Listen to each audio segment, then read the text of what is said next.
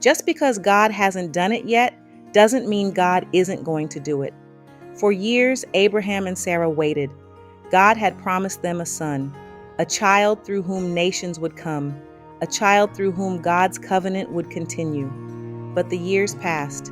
Abraham grew older, Sarah grew older, and the promise seemed more impossible with every passing season. Then God did exactly what he said he would do. Sarah became pregnant, and at the appointed time, she gave birth to a son. His name was Isaac, the child of promise, the miracle they had waited a lifetime to see.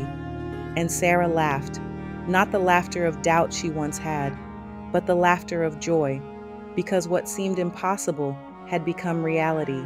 In Scripture, Isaac's birth is much more than the arrival of a child. It is the fulfillment of God's covenant promise. Ancient readers would immediately recognize something important.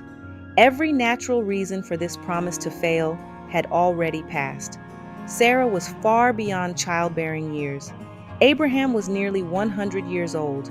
This was not human ability accomplishing God's plan. This was God's faithfulness, accomplishing what only He could do. God allowed the situation to become impossible so that no one could mistake who deserved the glory. The promise was never dependent on Abraham's strength. It was always dependent on God's power. The child had finally arrived. The waiting had purpose. The promise had become visible. And Isaac's birth became proof that God keeps His word, not according to human timelines, but according to His perfect timing. God's delays are not God's denials. So this week, think about the areas where you're still waiting on God. Maybe you've prayed for something for a long time. Maybe you're wondering if God remembers His promise. Don't let the waiting convince you that God has forgotten.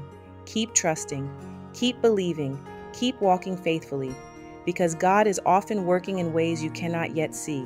If God made the promise, He will provide the fulfillment. Understand the word. Trust the Lord. Walk it out. Bible scholars, the next Bible story is waiting. Don't miss it.